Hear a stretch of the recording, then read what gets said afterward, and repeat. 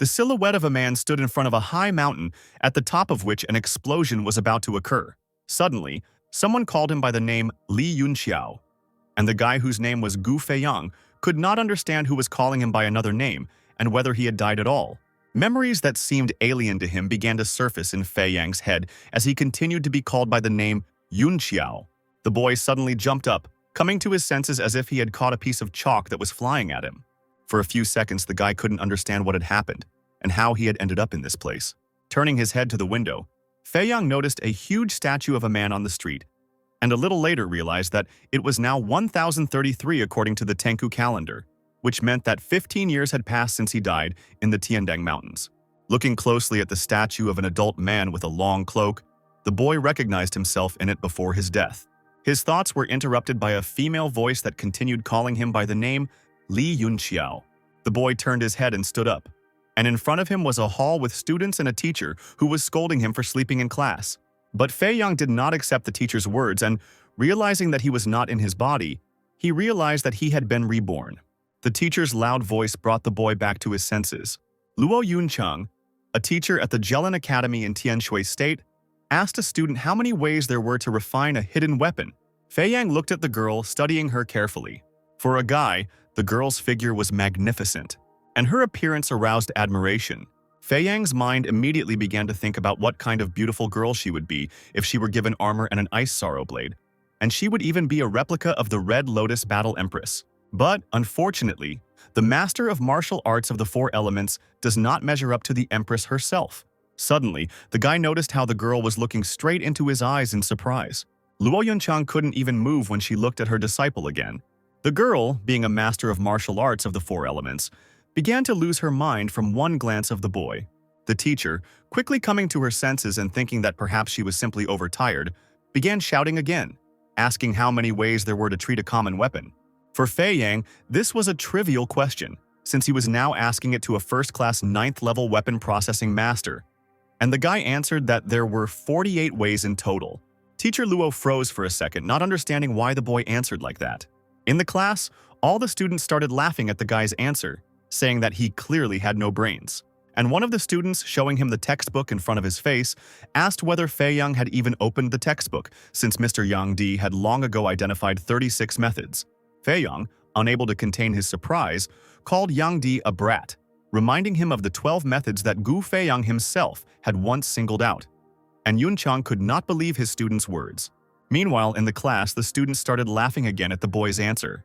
Everyone started laughing so loudly and criticizing the boy's words that Teacher Luo loudly ordered everyone to be quiet, slamming her hand on the table. Only then did all the students fall silent again and turn their attention to the teacher. After the class fell silent, Teacher Luo revealed that Martial Emperor Gu Feiyang was not only the third-ranked martial artist on the Tianwu continent, but also a first-class 9th-level weapon refinement master, and he had actually discovered 12 unique weapon refinement techniques.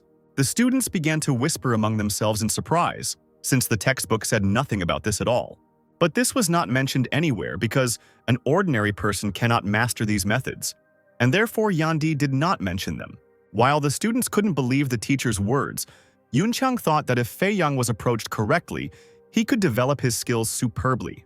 Having decided to take action, the teacher shouted at the boy not to think that reading additional material was the pinnacle of perfection, and asked why it was necessary to add heavenly crystal sand when creating weapons. Before the boy could answer, the girl added that if Feiyang answered this question correctly, he might not have to come to the next lesson.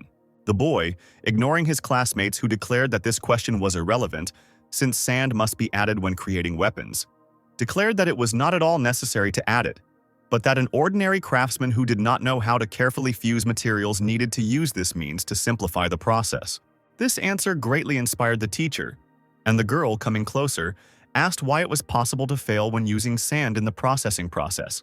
And to Master Luo's great surprise, Feiyang answered quite correctly, saying that heavenly crystal sand belongs to the water elements, so one could fail if one mixed it with a material that belongs to the fire elements, for example. The girl wanted to fully reveal the guy's knowledge and asked how it was possible to remove sand from an alloy of scarlet processed copper and shiny gold. Feiyang calmly stated that if the sand was considered an impurity, it could be removed from the alloy by simple quenching. Yunchang gasped in surprise, not even believing the answer herself. Now the girl understood why nothing worked for her. She also couldn't believe how the guy managed to handle this task so easily, and his look was full of disdain for such questions. Teacher Luo quickly ran out of the classroom and shouted at Yunxiao that he had to come to the next lesson. After telling the other students to start working independently, the boys' classmates still couldn't understand why Teacher Luo only consulted with the student. Fei Yang, as soon as the girl left, also stood up from his seat and headed towards the exit. As he slowly walked out of the classroom, the boy thought that in the future he would no longer have to attend Luo Yuncheng's lessons. And putting his hands behind his head, the young man calmly walked out of the classroom, while the other students looked at him in surprise. When Fei Yang disappeared from sight, one of the boys in the class assumed that Brother Yun had come to his senses. At the moment of discussion, all the young people turned to their classmate, who was sitting separately from everyone else, and asked him for his opinion. The purple-haired youth raised his head, looked at everyone in the audience, and declared that the requirements for becoming a master of the art of tempering were much higher than those for becoming a master of martial arts, and Fei Yang hadn't even opened his chakra channels. Everyone laughed at once, noting that the elder was right. At this time, Fei Yang walked outside, seeing the capital of the Tianshui state in front of him. The guy still couldn't believe that this stupid apprentice, Yan Di, was lucky enough to become a master of the art of tempering.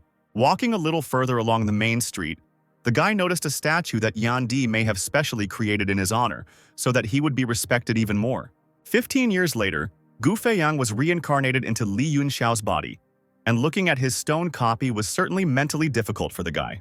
After some time, the young man finally reached the pagoda of the masters of the art of tempering, and standing in front of the high tower, Feiyang thought what a pity that now he was too weak, because this young man, in whose body he was now, did not even have open chakra channels. One way or another in his past life, the guy himself occupied third place in the ranking of great masters of the Tianwu continent. But now, he just needs to find a way to get into the top 3 again. First, I'll have to find Yang Di to put Yun Xiao's body in order. At best, he could regain his strength in just a few years if he tried really hard. Until then, by applying the two-life cultivation technique, Fei Yang must strive to soar even higher than his former self. The channels of Fei Yang's current body were completely dry, and the first thing he needed to do was find Yang Di to help him clean them. Entering the tower, the boy was met by the secretary of the Tianshui State Alchemists Guild, Lu Yao, who kindly greeted the young man and asked how she could help him. Fei Yang, a little surprised, replied that he was looking for Yan Di, asking if he was there. Lu Yao, not fully understanding the question, asked the guy if he was talking about the former guild chairman. Fei Yang began to guess that it seemed like Yan Di wasn't here. Seeing the misunderstanding, the secretary explained that Mr. Dai had served as chairman 20 years ago. This was a big problem for Fei Yang, because he had hoped to ask the man to make pills for a breakthrough. But now, he would have to clean up the mess himself. Gu Feiyang was a renowned martial arts and alchemy genius throughout the Tianwu continent, and was renowned not only as a 9th-stage alchemist, but also as a member of the 7 Elders Council of the Alchemist Guild. His martial arts achievements were considered legendary, earning him the title of Troop Exterminator, and being recognized as a top-class master in the heavenly realm. Now, his followers glorify his name throughout the world, and Fei Yang himself has ultimately turned into a non-entity with dried-up channels. And considering that this body is already more than 15 years old, if the channels are not cleared soon, then it will be simply impossible to achieve the intended goal. Handing the piece of paper to the girl, Fei Yang explained that he had written a recipe and needed to find all of these ingredients. Lu Yao was about to happily help the guy when suddenly someone called her. The alchemy master from the Tianshui State Alchemist Guild, Jia Rong, asked the secretary to hurry, because Mr. Liang had already searched for the girl.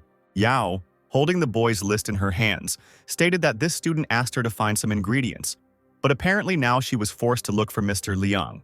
Jirong came closer and became interested in the guy's list and wanted to take a look at it. Fei Yang saw a first-stage alchemist in the man, but for some reason he was very attracted to the yellow badge hanging on the man's chest. Zhang, after reading the list, just crumpled the sheet of paper, calling it a strange recipe. Without hesitation, the man threw the already crumpled piece of paper aside. Previously, any recipe Fei Yang created was a priceless treasure, but this idiot mistook it for a piece of paper, which made the guy very angry. Rong ordered to quickly go to Mr. Liang, and before the girl ran, the man reminded her that this was not a place for children. Fei Yang stated that Jio Rong was promoted 7 days ago, but the man corrected the guy, replying that everyone knew about his promotion 5 days ago, adding that he should be addressed as you. When the man was about to leave, Fei Yang asked if he was really an alchemist. Rong didn't even understand what the young man meant.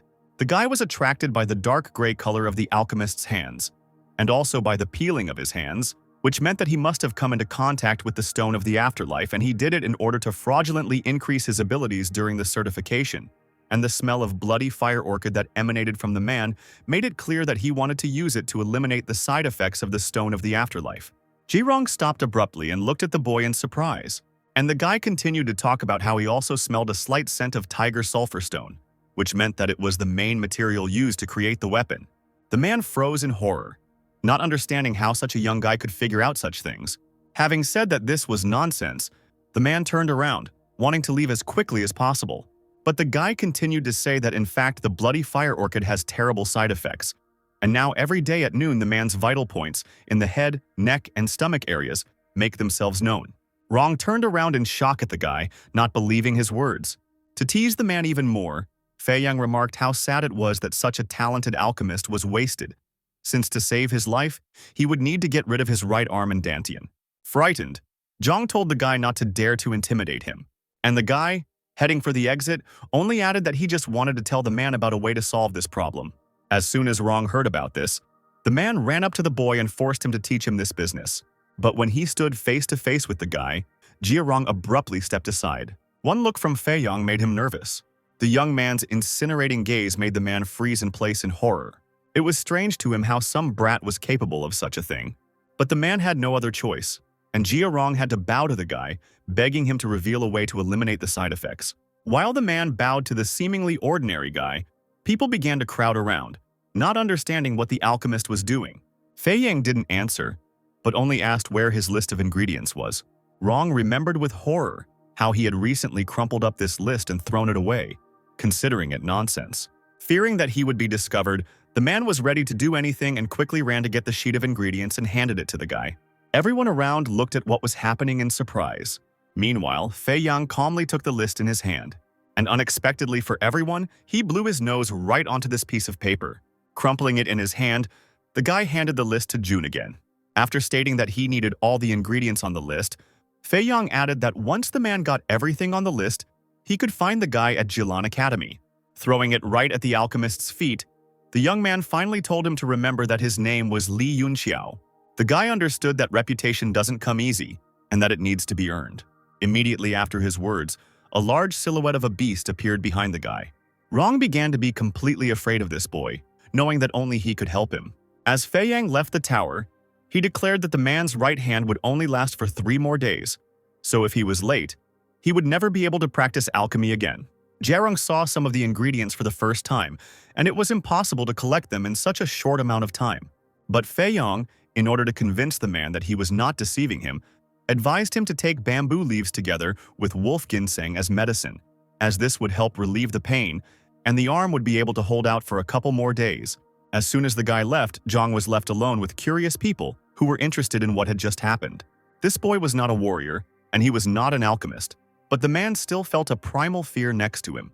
This only made Jia-rong even more angry, as he was already thinking that once he had resolved his problem, he would definitely finish off Li Yunxiao.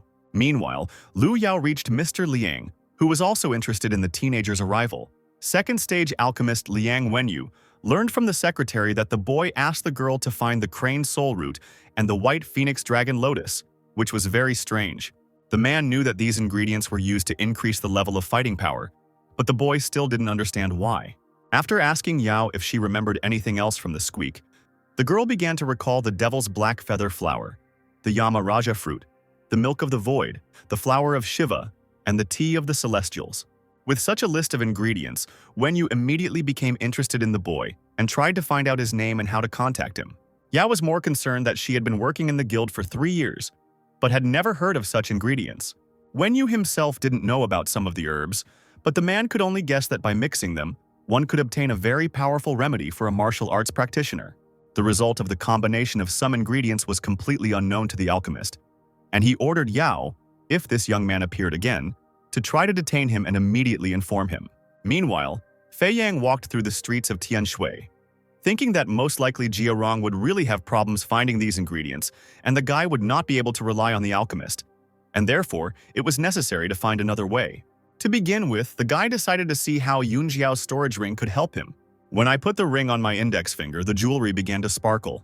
The ring began to work and all of Yunjiao's things appeared before Fei Yang's eyes, among which was a bunch of different junk and even some kind of laxative. But suddenly, the young man noticed a very interesting sword. This heavy iron sword might come in handy, but the weapon itself weighs about 16 kilograms, and the sword was truly unwieldy. It was worth trying out the blade in action before Fei Yang opened the 7 chakra channels. And heading towards the main gate of the Jilin Academy, the guy decided that when he could concentrate the original chi, then he would create a new weapon for himself. But for now, he would walk around with the sword that he found. As he was heading towards the academy, someone immediately blocked the young man's path. As he took another step, someone's hand immediately reached out to him. Fei Yang managed to dodge the coming blow at the last moment. Having dodged, the young man continued to hold his sword tightly, seeing 2 guys in front of him. Du Feng and Luo Ji stated that the boy had managed to show off today, which, of course, was not tolerated by his other classmates. It was Fei Yang's first time seeing these guys, but he already knew he couldn't just leave. But suddenly, Han Bai and Chen Zhen stood in front of him, clearly wanting to protect the boy. And the young man assumed that they were probably Yun Xiao's close friends. But Feng and Jie reminded him that the boy had made too much noise in the previous lesson. So Brother Lan asked to settle this problem, and in order not to waste time, the guys decided to go on the attack first. Bai and Zhen, wanting to help their friend, rushed towards the attackers, shouting that they would not allow Yun Xiao to be harmed. The first to meet in battle was Du Feng with Han Bai, who tried his best to use his knowledge and strength to the fullest. Grabbing each other's hands, the boys were equal in strength for a while. But suddenly, Han Bai was able to push Feng away, causing him to fly back. Zhen, having caught his friend, noticed that it seemed the guy had only opened 4 chakra channels just to match the enemy's level. But Luo Ji, considering himself stronger, was the first to attack. After striking, Ji shouted that it seemed Bai had rejoiced too soon. Bai thrust his hand forward and struck his opponent's fist, but his strength was indeed weaker, and under the force of the blow, the guy's hand cracked. Han Bai quickly stepped back, clutching his broken arm. By this time, a crowd of students had gathered around them, watching the fight with interest. Jai, thinking that the opponents would now surrender, remained to wait until they left on their own. But suddenly someone interrupted him. Princess Qin Ruxue of the Tian Shui state stepped forward and invited the boy to show what he was capable of, adding that she would not allow Yun Xiao to be offended. Fei Yang, standing behind the others, saw the princess and realized that the seemingly worthless version of him had at least managed to make connections that could be very helpful in the future. Du Feng, realizing that they had no right to defame the princess's reputation, was about to leave with Luo Jie. But as soon as the boys turned around to leave for the academy, Fei Yang called them. To get everyone's attention, the young man shouted after the departing people, "How dare they just run away after beating up his friends?" Du Feng turned to the guy with confusion, knowing that he didn't have the strength to resist him. But Fei Yang, on the contrary, continued to speak, dragging a heavy sword behind him. Having already shielded his friends with his body, the guy declared that he was simply interested in how big the difference was between someone who had 5 chakra channels and someone who had none at all. This only made Luo Jai more excited, and the guy began to warm up his hands for a fight. But Du Feng volunteered to fight the guy himself, thinking that it would be the easiest fight. Quickly running towards the guy, Feng began to activate his power as he ran, rejoicing at this opportunity. And as soon as the 2 of them started fighting, Fei Yang's friends looked at the guy in horror, and Princess Ruxu even turned away. Someone's scream was heard all around. Suddenly, Luoji was so surprised that his mouth dropped open and he couldn't move. Yun Xiao's friends looked at their classmate with incomprehension. At this time, Fei Yang, instead of attacking the enemy, simply kicked him between the legs, causing Feng to double over in pain. The impact was so strong that Du Feng screamed throughout the academy, unable to hold back his tears. And then, the guy fell to the ground, clutching the place where he had been hit and continuing to howl in pain. Jai was about to confront his classmate, but Fei Yang only replied that he had done nothing of the sort and had simply raised his leg. People around them immediately began to whisper something like this, something they had never seen before from Yun Xiao. Luo Jai couldn't just believe this nonsense because it was impossible to knock Feng down by accident. And not resigned to such a defeat, the guy shouted that he would not forgive such treatment and began to activate his power. The crowd continued to whisper, saying that Yun Xiao's channels had not yet opened and that it was a stupid idea to rush into trouble. Wanting to avenge Du Feng, Ji charged at the calmly standing Fei Yang. The princess shouted loudly at the boy to run. But the young man in Yun Xiao's body was not going to give up so easily, and holding his sword forward, began to wait for the blow. There was a loud flash when Ji struck, and at first it was unclear who had survived the fight. But what everyone saw next made the academy students gasp in surprise. Fei Yang thrust his sword very precisely, causing the punch to land directly on the blade. Jai felt a sharp pain in his arm and could hardly contain his emotions, and a second later, grabbing his hand, on the fingers of which there was a cut from the sword, the guy screamed in pain, just like Du Feng sometime later. To finish off the enemy, Fei Yang hit the guy between the legs, causing him, just like his friend, to bend over and fall to the ground. Now Jai began to feel a sharp pain throughout his body, and the guy continued to scream and forgot that he wanted to fight.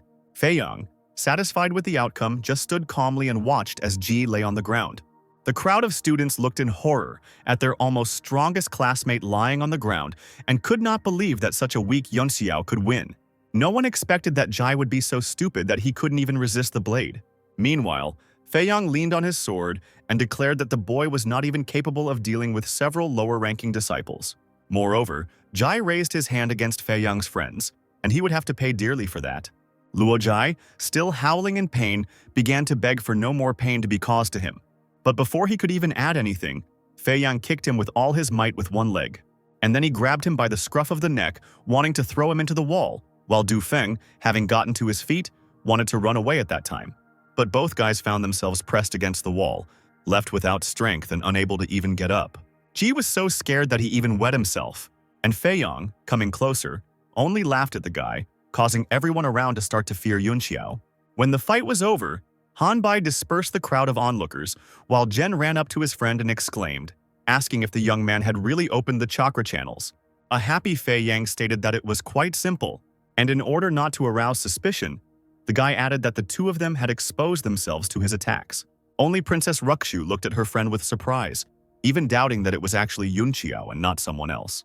The Du clan and the Luo clan had always been in opposition to the Li clan, and now the girl began to worry that they would try to take advantage of this opportunity by openly opposing Yunxiao.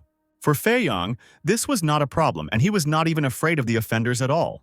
Now, even without opening his chakra channels, the guy could fight with his new sword. To keep the princess from worrying, the young man stuck his sword into the ground next to his opponents lying on the ground, and he declared that in that case, if anyone dared to attack him, he would simply cut off his dignity. And then, throwing his weapon over his shoulder, Fei Yang got ready to go to the dormitory, while Rukshu shouted at how brazen the guy was being, since he created a lot of problems for himself. Chen Jin tried to calm the princess down, saying that there was no need to worry so much, and even if other clans suddenly dared to send assassins to the academy, they would definitely do something in response. But Han Bai reminded that if some students resorted to violence, the rest would have no choice but to turn a blind eye. Rukshu immediately understood that they were talking about Lan Fei. Everyone knew that Du Feng was this guy's errand boy, and Lan Fei had already opened the 7th chakra and could quickly concentrate chi, and would now become a real warrior.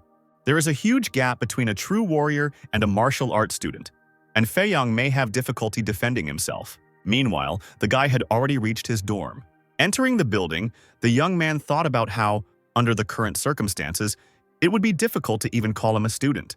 It's time to get stronger, and the chakra channels can wait, because first you need to strengthen all the bones. And for this, Fei Yang was going to use his secret technique. One day, a meeting was held on the Tianwu continent, where 10 of the most powerful martial arts practitioners were awarded titles, which subsequently determined 10 emperors who were charged with the task of promoting the pinnacle of martial arts to the masses. And the strongest emperor, Ao Changkun, received the title of Heavenly Tyrant. The Heavenly Tyrant technique is a forgotten teaching that was accidentally given to Gu Feiyang.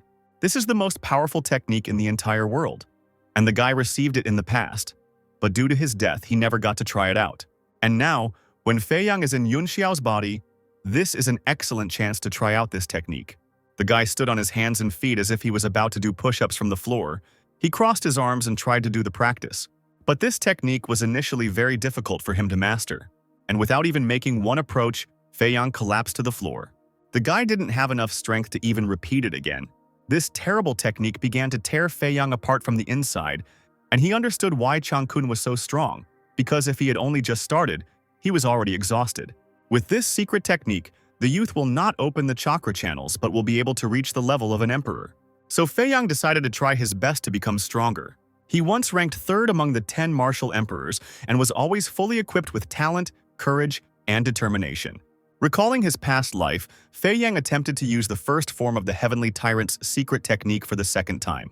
Having returned to his previous position, the guy began to bend, but considering that his body didn't have much strength, he had to try really hard. Trying to achieve the result, the young man lost his balance due to lack of strength and flew head over heels into the wall. Fei Yang slammed his face into the wall and spat out blood from his mouth before leaning back. The boy thought that if the Heavenly Tyrant could do it, then he could too, because the young man must certainly become stronger. And for this, Fei Yang was ready to study as much as it took. So the guy trained his technique all night and until the morning, giving it his all. The next day, the young man went to the Jellin Academy, to the gravity training zone. And on the way to the academy, Fei Yang was overcome with a feeling of nostalgia, as several decades ago he was the same student, how he listened to various stories about great heroes and trained for days on end. He did all this only to follow the path of the strongest. Now, he has to go through this whole process again. The guy also noted that the majority of students who attend the academy voluntarily still come from poor families. Having reached the tenfold attraction training hall where the teleporter was located, Fei Yang decided to start with the attraction chamber. Taking out a small crystal, the guy placed it on his palm, after which the stone itself flew into the air above the portal. Stepping into the center of the teleport, the stone dispersed, and the young man could go to the training hall. Just after stepping into it, Fei Yang disappeared. But even moving through the teleport was very difficult for him. Having teleported, the guy tried to catch his breath. Just 10 times the attraction, and Yunxiao's body was already barely holding on. But fortunately for Fei Yang, he was mentally prepared for this. Having caught his breath, the young man found himself in the tenfold attraction training hall, in which many students were sitting. There were about 200 rooms inside, and in the main hall there were already many students waiting their turn. Let's decide to use spiritual vision. The guy tried to determine which room would be better to choose, and looking at room number 13, it became clear that she would be the first to vacate. It was necessary to master the first form of the technique as quickly as possible, and the guy headed straight to the right door. As he walked towards the room, Fei Yang tried to collect his thoughts. And when the time comes to open the channels with the help of medications, he will be mentally and physically ready. The young man had barely reached the door when it suddenly opened and someone came out.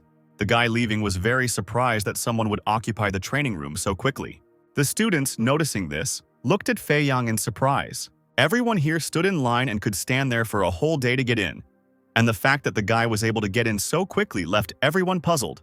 Just as Fei Yang was about to leave for training, someone blocked his way. Raising his head, the young man saw a man who introduced himself as Yu Hezheng, a disciple with 7 chakras, who stated that this was his room. Fei Yang, having told him to go to hell, tried not to pay attention to the person who was interfering. The students perceived this as a humiliation of a student of the highest rank, and Hezheng, unable to tolerate such treatment, offered the boy that if he gave up the room, he could rely on his reputation at any convenient opportunity in the future. For Fei Yang, none of this mattered, and the boy continued walking into the hall. Hezheng was furious at such impudence. The guy laughed loudly, loud enough for the entire waiting room to hear, and declared how such a worthless person dared to speak to him in such a tone. Deciding to teach the young man good manners, Hezheng activated all his power, blocking the boy's path. Such antics began to attract the attention of more and more students, and half of them had already forgotten about training, wanting to see how it would all end. Everyone around started whispering about how Hezheng was concentrating his qi energy, and last week he even opened his 7th chakra. Hezheng, preparing to attack the guy, declared that he would break all of his ribs. The guy's rage was enormous, but it didn't frighten Fei Yang at all. The young man noticed Hezheng's tiger fist and said that it looked decent. But the mountain tiger fist technique requires not only a powerful roar, but also a well-timed attack. And the boy didn't know how to maintain his form, so he didn't have the courage. This public criticism was a blow to Hezheng, so he only became even more enraged, and shouting for the guy to stop the circus, he prepared to hit. He swung his arms and was about to grab Fei Yang, who was calmly walking towards his goal. But the young man only needed a second to turn around. Taking a stance, Fei Yang looked at the attacker, causing him to freeze in fear. A dragon's head appeared behind the guy, suppressing the enemy's will with just one glance. Hezheng froze in place in horror. He couldn't even understand what was happening and why he began to feel an overwhelming fear. His fist should have crushed the guy by now, but for some reason he began to feel mortally threatened. Hezheng's hand was already almost close to Fei Yang's face, which was not at all afraid.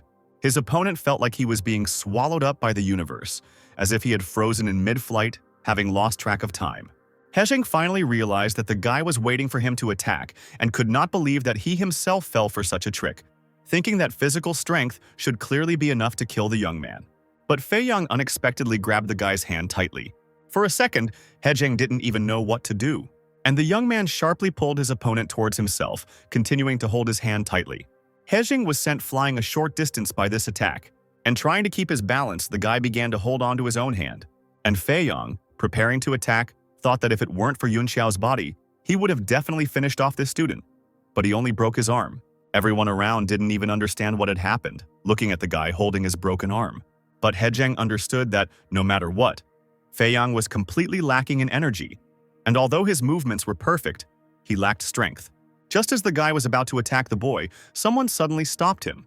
Turning around, the guy saw the girl who had stopped him, and Hezheng began to beg her to give him at least 5 more minutes to deal with the impudent guy. But Luo Lando stated that Fei Yang had occupied the passage to the room first and had the right to enter it.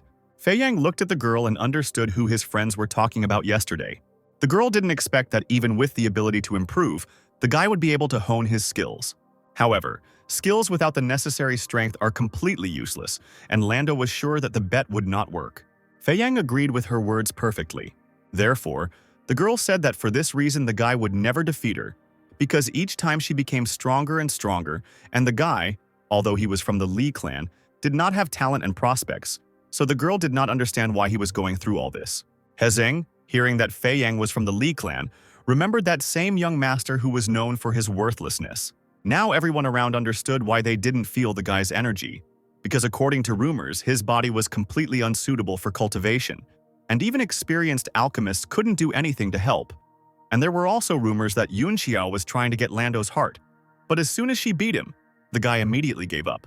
Fei Yang suddenly found himself in Yunxiao's memories, to whom Lando made it clear that her husband must be a powerful hero who would restore order to the state.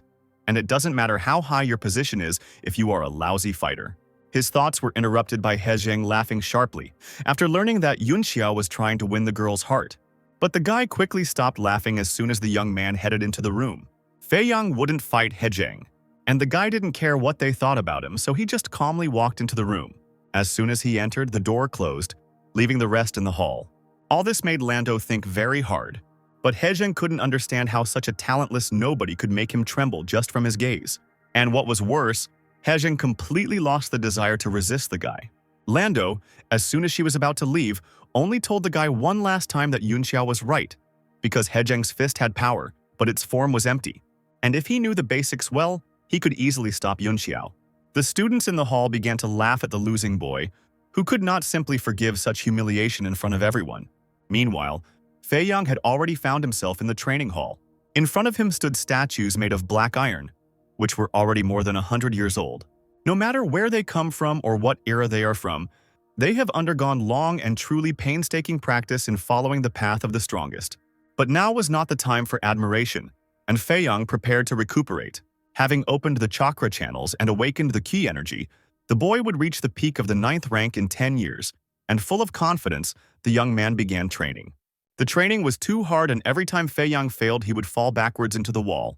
During all this time, he had many wounds from which blood had already begun to ooze. Under the tenfold attraction, the effect of the shape of the sun and moon increased several times, and Fei Yang thought that it would take less than 3 days for him to reach the level of martial arts, and the probability that he would gain control over his chakra during this time was 60%. To reach such a level, the guy had to train with all his might. While Yunxiao was training alone, the rumor of his victory over Hezheng spread throughout the tenfold attraction hall. And the fact that a guy with ordinary abilities had defeated a disciple with 7 chakras caused a profound shock to everyone. 3 days later, the door to the room where Fei Yang entered finally opened. And as soon as the students saw the guy, no one could believe that it was the same student.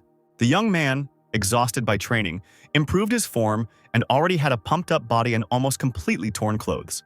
Fei Yang silently walked past the surprised students and headed towards the exit. It was strange to everyone that someone could drive themselves to such a terrible state, seeing how the guy didn't even look like a human being. But there was more surprise when one of the students looked inside the room where the guy had been training for all 3 days. This immediately attracted everyone's attention. Inside, all the iron statues were cut in half and lay in pieces on the floor. No one could understand how the guy managed to smash the century-old black iron statues to smithereens. Meanwhile, Fei Yang had already reached the dormitory building and could calmly catch his breath. While examining his body in the shower, the boy noticed that the wounds on his body had completely healed, and the Heavenly Tyrant's technique was worthy of the title of an incomparable training technique and was much more effective than 9th rank elixirs. After taking a shower and putting on clean clothes, the young man began to think about his next steps. After becoming a martial arts student, he would be able to try out the simplest technique of processing materials, and all he needed to do was recreate a few low-grade medicines, and then he would noticeably increase his speed. Sitting on the bed, the guy suddenly noticed someone sneaking up behind him. Hearing someone's footsteps, Fei Yang suddenly grabbed the person's hand, and with one sharp movement he knocked the man over himself. Having rolled over the attacker, he plopped down on the floor, unable to get up. And then the guy recognized the stranger as Han Bai, who was already screaming in pain. Looking at his friend Yunxiao, the guy looked at the lying fat man Han with confusion. Bai, getting to his feet after a while, immediately began to hold his arm, which had already been recently broken. Fei Yang crossed his arms and declared that the guy was to blame himself, as he shouldn't have sneaked around like that. Deciding to change the subject, the young man approached his friend and asked why he had come at all. Han Bai explained how the boy had behaved strangely last time, and he decided to make sure everything was okay, and only then noticed how the boy had become stronger. Yunxiao's friend tried to find out why he was so strong without chakra, and where the young man had been all these days, also telling him that teacher Luo Yunchang had been looking for him. While helping his friend set his arm, Fei Yang asked what this naughty girl wanted from him. From such words, Bai could not even recognize his friend because it was not like him at all. Grabbing Yunxiao by the jacket, the guy began to shout at him to throw all the nonsense out of his head, as there was urgent business, saying that no one had seen Lan Fei for the past few days, and they said that he had managed to reach the 1st rank. This means that Du Feng and Luo Jai, Fei's friends, are waiting for the end of the training to finally take revenge on the guy. But the guy was not at all scared even by this news. Lan Fei Yang opened up great prospects, such as the ability to concentrate original ki, and having reached the rank of warrior, finally began his development on the path of a martial arts practitioner. There was a huge difference between warriors and ordinary students like Bai and Yunxiao. Finally, Fei Yang could hear about the abilities of Feiya, who was the leader of that gang. Realizing the seriousness of the situation, the young man decided to turn to his friend with a serious request. Having aroused Bai's interest, the guy explained that he needed medication, and for this he needed money, which Han Bai happily lent to his friend. At parting, Bai asked the boy if he wasn't afraid at all, when out of 3,000 new students, only 30 were capable of achieving the rank of warrior. Fei Yang tried to calm the guy down, saying that worrying wouldn't hurt anyone and promised to return all the money if he didn't die. It was strange for Bai that the young man was joking even at such moments, and he really noticed how the guy had changed. As soon as the courtyard door closed and Fei Yang hurried back home, someone suddenly knocked down the door along with Han Bai. Yunxiao's friend was thrown towards the boy's house so hard that he ended up almost at his feet with a hole in his stomach from the impact. And then Chen Zhen, equally beaten, landed next to him. He was covered in blood and even lost one tooth, which was lying next to him. Fei Yang looked at his friends lying on the ground and began to understand what was going on.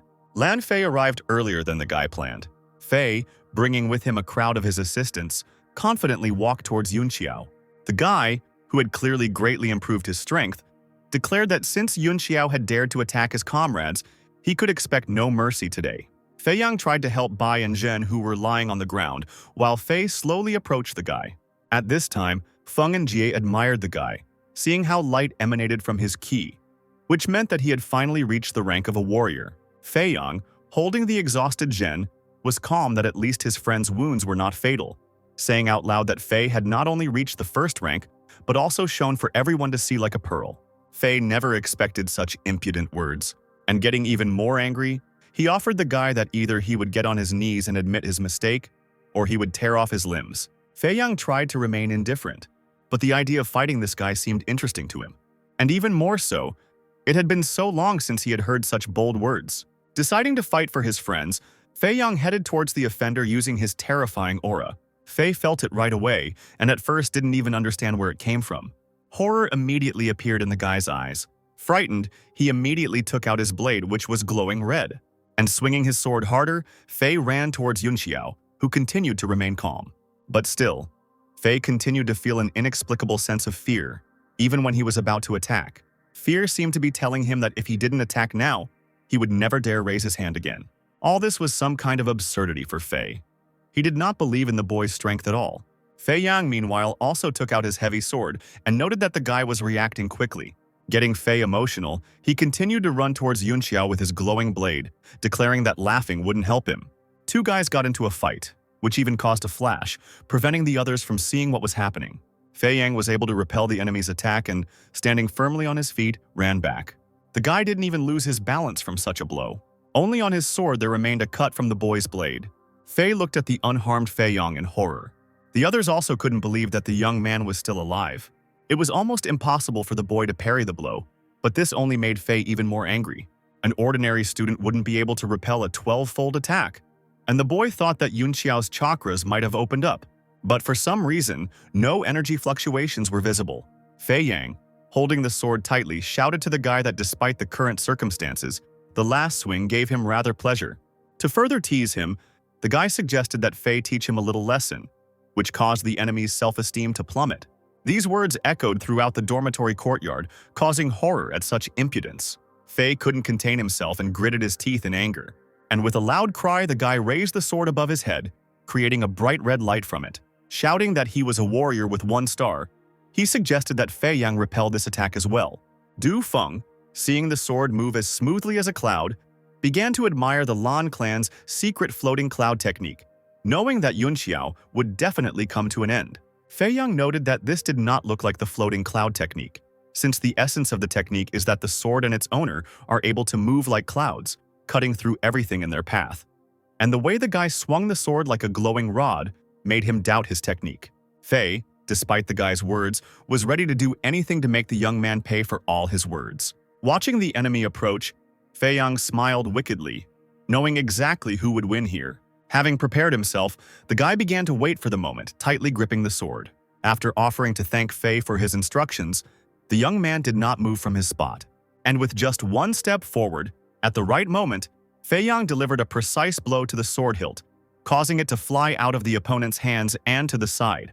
A glowing red sword stuck into a nearby fence.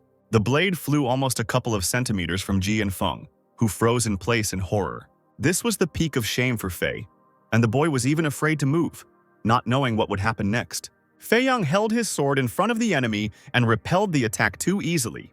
And exhaling, the guy finally felt superior. Now it was time to finish off the attacker, and standing back in his normal stance, the young man headed straight for him. Fei, remaining in the same position, looking at how the sword was no longer in his hands, could not believe how such a worthless person had knocked out his blade. The guy's hands began to tremble from fear and the realization that even having reached the rank of a warrior, he was defeated so quickly. The guy was so engrossed in his thoughts that he didn't even notice the foot approaching his face. A second later, Fei Yang's foot slammed into the guy's face and sent him flying across the entire yard with a powerful blow. Fei even flew out of the courtyard, while his comrades watched the boss in horror, afraid to even intervene. Lan Fei couldn't even hear the warning cries as someone approached him. Blood gushed from his nose and mouth, and someone nearby stopped abruptly. Turning around and falling with his back against the wall, he saw Fei Yang holding a sword, and Fei asked in fear what the guy was doing. Fei Yang held the weapon vertically directly above the opponent's body, and the guy even decided to joke that, however, after several blows with the sword, his hand was so tired and the sword was about to fall straight down. Fei began to beg in fear not to do this and to remove the sword from his feet. But Fei Yang wasn't going to let the offender go so quickly. The showdown with him did not bother him at all until Chen Zhen and Han Bai suffered, and the guy was ready to take revenge for his friends with the most terrible revenge. The boy's sword was so close to Fei's dignity that he began to beg for mercy even louder. The guy was ready to give anything they asked, just so they would remove the blade from his legs. Even Ji and Feng could sense how scared and hurt their boss was. Without thinking twice, Fei said that if Fei wanted to keep his friend between his legs, then he should pay. Fei, wanting to get out of here as quickly as possible, was ready to give any money just to stay alive. In order to collect more money, Fei Yan also ordered a group of Fei's henchmen to hand over all the money. After some time, a pile of coins and other valuables lay at the guy's feet. Fei, thinking that he had finally paid, was about to leave when suddenly Fei Yan's gaze fell on the little thing hanging on the guy's belt. The young man really liked the green amulet with a red thread and immediately wanted to take it. Having torn it off with one swing of his sword, Fei cried out in fear. Holding the jasper pendant in his hands, Fei Yang didn't even conceive before the guy begged him not to take it. No amount of pleading could stop the young man, and he only looked angrily at the guy. It turned out that this jasper amulet of the Lan clan, which is passed down from generation to generation, and of which there are only 5 pieces, determines the status of the Lan clan, and for Fei Yang it may be useless. But if they notice that for Fei, it is a family heirloom. The young man didn't care at all, and he wanted to take everything the enemy had. After thinking for a moment, Fei Yang declared that Fei's gang had given him too few things, and either he was waiting for the pendant, or they would all become cripples like these two. Fei looked at his comrades, who were already waiting in fear for their end. But even though the suspension was the most important thing, the guy could lose all authority, which was absolutely unacceptable. Looking at his frightened classmates, he finally made a decision.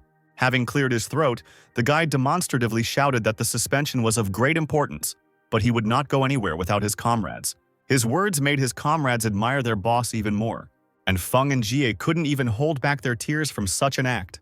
Resigned to his fate, Fei called his friends and got ready to leave. But Fei Yang stopped him immediately, saying that he wouldn't let him go just like that. The guy headed towards the departing man, swinging his sword. Fei immediately heard someone else's footsteps behind him and realized what was about to happen. The guy realized with fear that he wouldn't have time to dodge and would definitely die from a weapon aimed right at the heart. And the closer Fei Yang's steps were heard, the less time was left to realize his sudden death.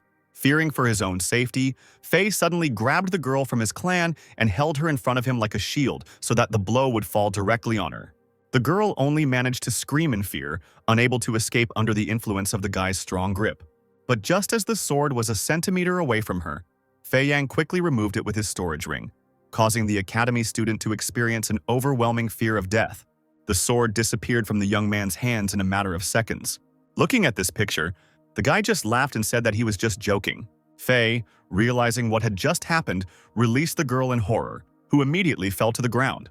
The guy saw how he too quickly sank in the eyes of his comrades after such a betrayal. Unable to bear such shame, Fei hurried away, calling Feng and Zeng, who were helping their exhausted friend get there. At this time, Fei Yang was carefully studying the amulet he had acquired. It was a genuine 5-colored void divine stone that could greatly help in restoring strength. Without moving from the spot, the guy felt someone watching him and told that person to come out. Someone started to rummage around on the roof of the house, and then he fell silent again, afraid to look in the guy's eyes. But still, after a couple of seconds, the silhouette jumped out from behind the roof and jumped down. Fei Yang already knew very well who was standing behind him. Jierong didn't even know what to say after everything he saw. The man witnessed the entire fight, but he still couldn't understand how Li Yunxiao managed to defeat Lan Fei. At first, he wanted to suddenly attack him from behind in order to find out how to neutralize the poison. And considering that Rong was a mid-level warrior, he easily dealt with the boy. But he began to doubt that he would have defeated Yunxiao after everything he saw. Now afraid to attack the guy, Zhang said that he had collected only 6 ingredients, and some of them could only be found in the wilderness, and he had to crawl all over the guild to compile the current list. Fei Yang, pleased with the ingredients, declared that he would take them and then force the man to heal his friends lying on the ground. Rong, unable to tolerate such treatment, shouted that he would not allow anyone to command him. And then the guy suggested that he just leave, hinting that he would not get the secret to neutralizing the poison then. This made the man very angry, because he was an outstanding first-level alchemist and far from the last person in the academy. But he still had to serve some boy. But Rong was simply forced to do whatever Yunxiao told him to finally remove the poison from his body. First, helping Han Bai, Rong put a small pill into the boy's mouth and then helped Chen Zhen. Having done everything that was asked, the man finally asked to be told how to be cured. Fei Yang was about to tell him the method of treatment but quickly changed his mind, saying that thousands of people had once asked him to command them, and only a few had received such an opportunity. And the guy was ready to bet that the man would also start begging him. For Jia Rong, this was the last straw of patience, and in order to get an answer to his question, the man was ready to speak in a completely different way. Rong didn't want to hear excuses, and he shouted that he wouldn't tolerate such treatment anymore. But Fei Yang asked the man why he, a young master, would deceive a lowly first-stage alchemist.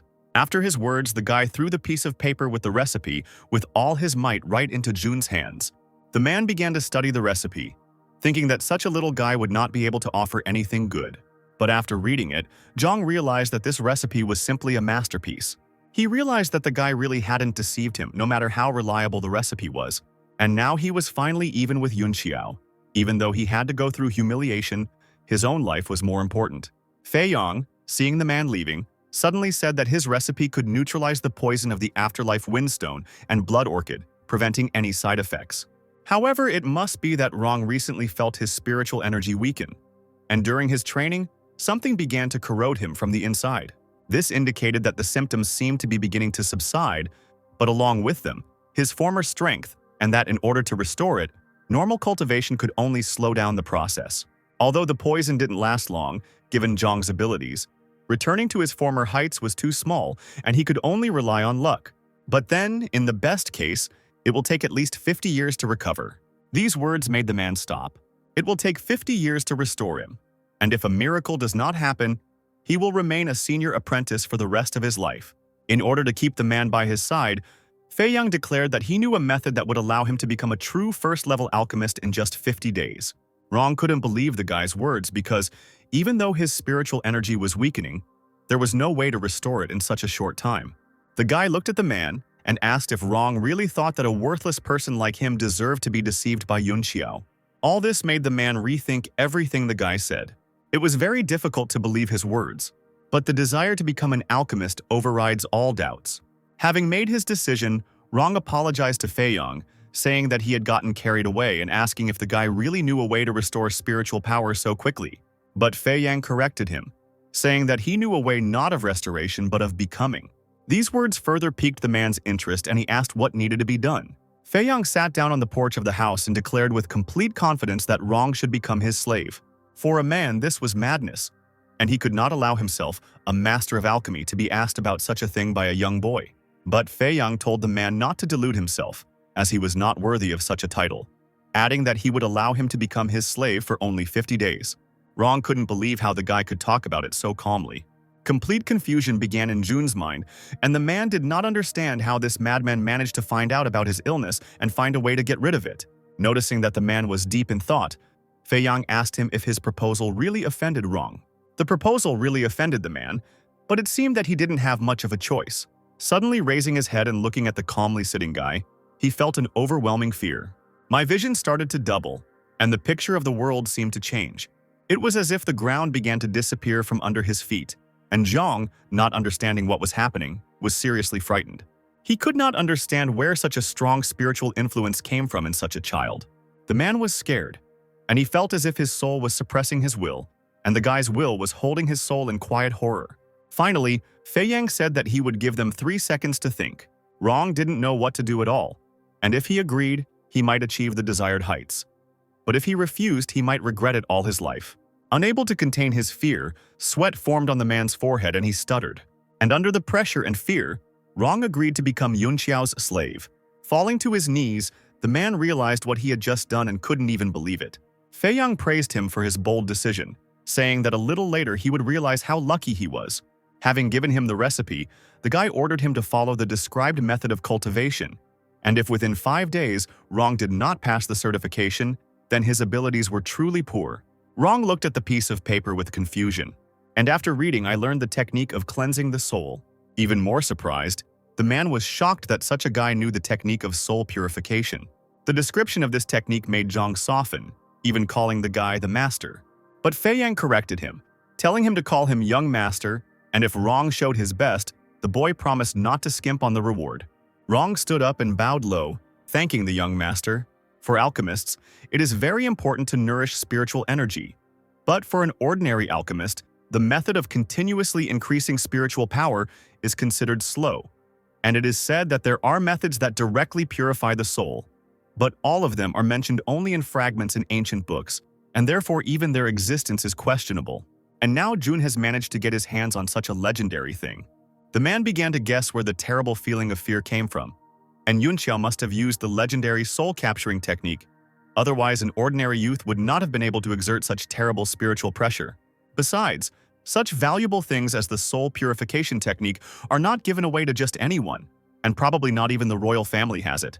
Be that as it may, for Rong it was not even shameful to become a slave for this reason. And yet he was tormented by the question of who this young man really was. At night, Fei Yang carried Bai and Zhen to his home, and they slept in his room until the morning. Fei Yang himself was practicing, thinking that after reincarnation his spiritual power didn't even reach the level of a first-stage alchemist.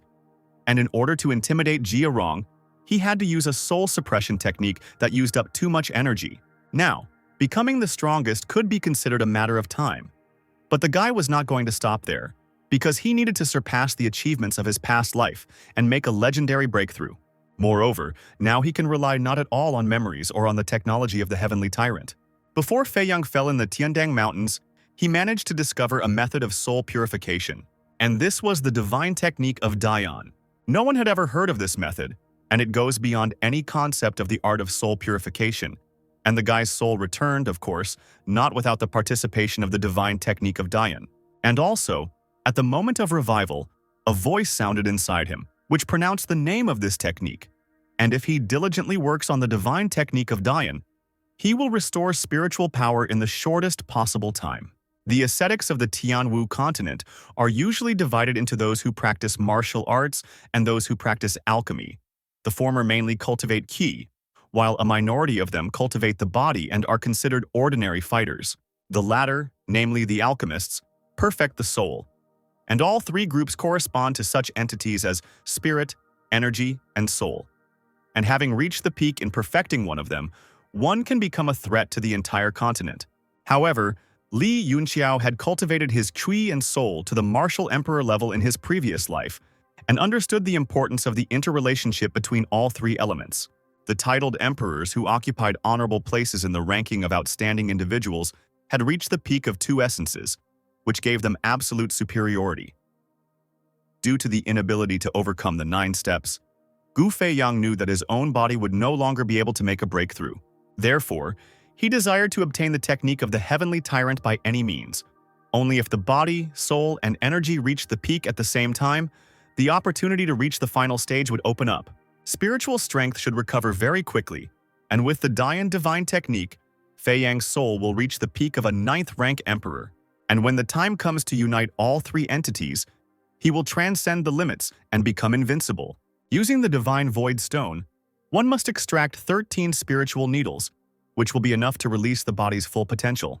Since Jia Rong did everything correctly and prepared good materials, the guy was 100% ready. Having changed into a tight-fitting black blouse and taking his sword, Fei Yang tossed a bag of sand, the grains of which glowed in the dark. Having thrown it higher, the sand scattered and dispersed into a dome above the guy's head. Waiting for the sand to take effect, the guy stood there for some time, and suddenly, the sand itself drew a rune around him inside a circle. Finally, the time came for the amulet, and taking it out of his pocket, the young man tossed it not too high. And then he cut it into several pieces with his sword. And as soon as the stone cracked, a yellow transparent stone appeared before Fei Yang's eyes. Thus, he came to possess a shell of spiritual power, through which he could control materials. Having picked up all the jugs with the necessary ingredients in the room, the young man began to prepare the medicine. The guy also collected the broken amulet. With the experience of a high-level alchemist, preparing medicine for Fei Yang was not a problem. And then the guy will be able to quickly cleanse the stone and prepare the necessary potion. And what a first-level alchemist can do is also available to an ordinary apprentice. Having mixed the reagents, the young man used the quenching of the needles from the amulet. The needles lined up as if in a row, ready to make medicine. After a couple of minutes, the potion was created. And it's time to use medication to regain your strength. The needles began to form a circle above the boy's head as the medicine was applied. And in Fei Yang's body, the process of piercing and cleansing the channels began to take place.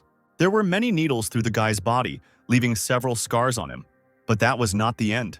As soon as all the chakras opened, the air in the room began to glow green, and his entire body began to absorb the power of the medicine.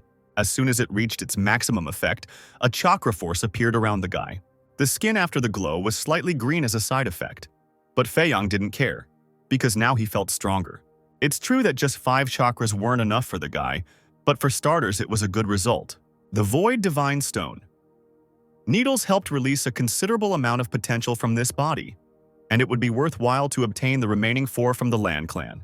After getting dressed and leaving the room, the guy immediately met Bai and Zhen, who had come to their senses and were shouting that Yunjiao had gone too far by challenging Lan Fei. And only then did Zhen notice that something was wrong with the guy. The green skin side effect hadn't worn off yet, so Fei Yang decided to explain everything to the guys in a calm environment. When the guy told his friends about the previous night, they couldn't believe what had happened. The young man told how he kicked everyone's asses and robbed everyone who came yesterday, not forgetting to say that he managed to open 5 chakras. Jen and Bai looked at each other in surprise. Both knew that of course General Fei Long's son could not be a loser, and now the boy had become stronger. But Bai added that of course it was good that Yun Xiao had opened his chakras, but this would only cause more problems, and Lan Fei and his friends would stop at nothing. In the entire Tianshui state, there were only 2 people who had reached the 5th rank, and among them was the headmaster of the Jilan Academy, Zhu Lishan. Therefore, in this case, if Fei tells about the guy, the director will have to rely on his own strength. And in the end, fights between students are not prohibited in the academy. Bai decided to remind him that Lan Fei was certainly not a problem. But there was one student who ranked 3rd in the academy's outstanding figures. It was Lan Fei's half-brother Lan Xuan. He is scheduled to graduate this year, and there are rumors that his strength has already reached the master level. And after graduation, he will probably be immediately taken into the guard and become a master at 18 years old. Incredible luck, and judging by the rate of growth, he has every chance of becoming the commander-in-chief of the army. All these thoughts really scared the guy's friends, and Fei Yang hastened to calm them down by saying that Zhuane would come for him. Well, if he doesn't come, the guy himself will come for him. Bai and Jen thought that their friend would only get into more trouble. But for Fei Yang, this was a great opportunity to acquire another stone. Meanwhile, Lan Fei was finally able to tell everything to his uncle. The guy shouted that he had every right to be indignant after everything that happened. But the academy's teacher, Wang Feng, told the boy to be quiet and not make a noise. And although fortunately Xuan was currently meditating, all the work the man had put into him could collapse in an instant. Fei continued to say that he only wanted Zhuan to teach that loser a lesson. But Feng reminded the young man that his brother was not a kind person at all. In order not to involve Zhuan in this matter, the man tried to convince Fei to forget about that boy. Besides, the guy lost the symbol of the clan's heritage, and if Xuan finds out about this, it will be very bad. At best, Fei could be reprimanded and lose the clan's support. And at worst, lose his right to direct succession and be relegated to a collateral line of kinship. The guy didn't know at all what to do, and tried with all his might to ask for advice on what to do. Feng thought for a moment and stated that the annual certification would be held in a week, and the man would apply to become a senior examiner.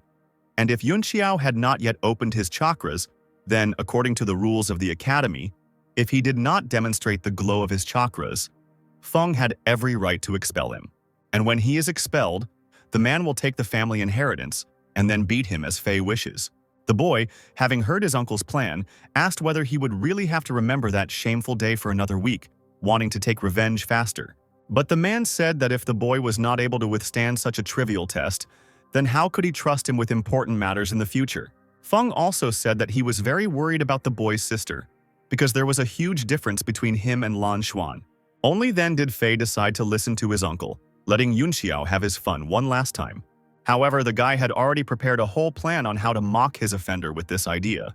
The boy really hoped that his uncle would appreciate his idea, and coming closer, Fei whispered everything he planned to do. Feng immediately laughed, praising his nephew for such a great idea. That night, Fei Yang could finally feel stronger. The boy was practicing the Dian technique in his room when he suddenly heard someone walking behind his house. Using his spiritual vision, he saw 2 people in his yard. Having hurried to open the door, the young man found no one. In front of him lay only a letter addressed to Yun Xiao. Opening it, the boy saw a message from Luo Lando, who wanted to meet the young man tonight under the full moon in the maple grove. At first, the guy couldn't even remember who Lando was. But remembering the day of training, the guy immediately understood what kind of girl she was. Overjoyed by this news, Fei Yang quickly went to the maple grove. Meanwhile, 2 of Fei's men were carrying out the guy's plan, holding a bag with some things in their hands. While they were going about their business, they discussed how naive Yun Xiao was to think that a girl like Lando would actually look at him. As it turned out, Fei Yang had climbed a tree and clearly saw someone breaking into his house. All this greatly fueled the guy's interest in what exactly these people were doing in his home.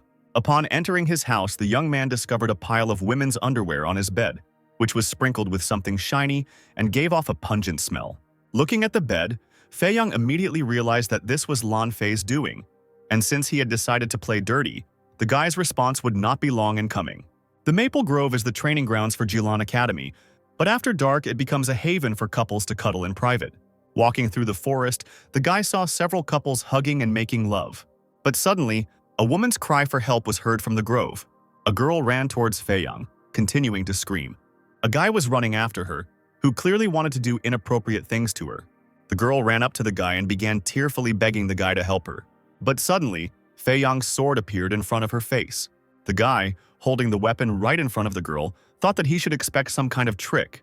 The poor girl didn't understand what the guy was doing. Feiyang briefly told her to stand still if she wanted to live. Tears began to flow from the young girl's eyes, and she said that the running guy had been harassing her. But Feiyang didn't really want to believe it. Suddenly, the guy running after the girl grabbed her by the shoulders and told the guy to get out of here if he valued his life. Wanting to take the girl for himself, the impudent man declared that she was his, while Feiyang continued to stand still. And after throwing the girl to the ground, the guy shouted even louder for the young man to get out of here, because he needed to finish what he started. The young lady continued to cry, asking Feiyang not to leave. Looking at the defenseless young lady, something changed in the guy, and unbuttoning the top button of his shirt, Feiyang declared that she had nothing to worry about. The girl, pushing the guy out from under her, tried to get up. And then she ran to Yunxiao, who was standing in one place, while the guy on the ground declared that he was Liu Yitian, and his father was the commander of the royal guard. Feiyang stopped the running girl in one movement, gently grabbing her by the shoulder. And I looked into her eyes and said that he would save her, but it would not be him who would do it. Suddenly, students and their teacher began to emerge from the bushes. Head of studies Feng Buping shouted at Liu Yitian, asking how he could commit such a shameful act. Yitian raised his hands like a criminal, immediately feeling the terrifying aura from the teacher, understanding why he was called the god of murder.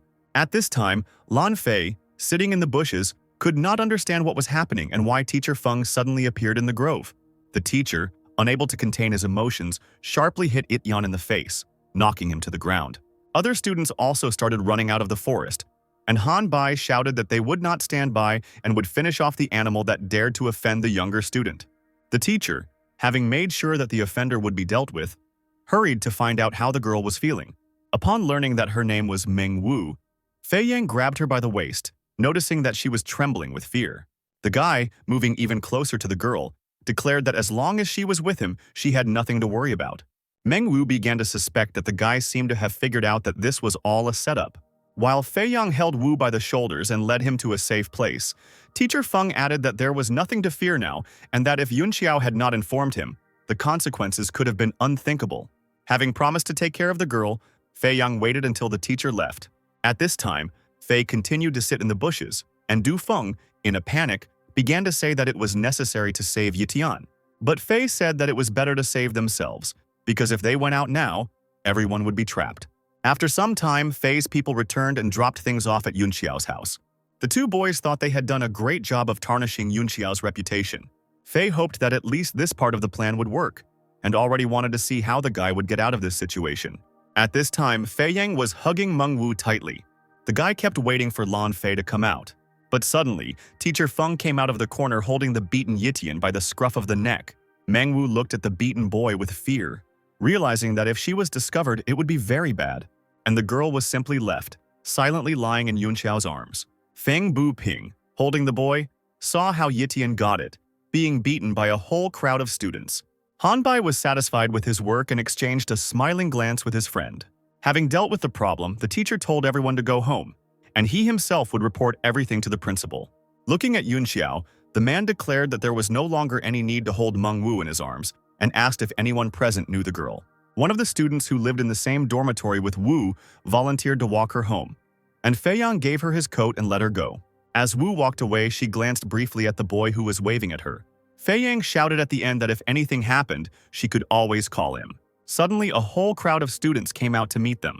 Lan Fei walked ahead of everyone, leading a crowd of girls, other students, and even a princess followed him.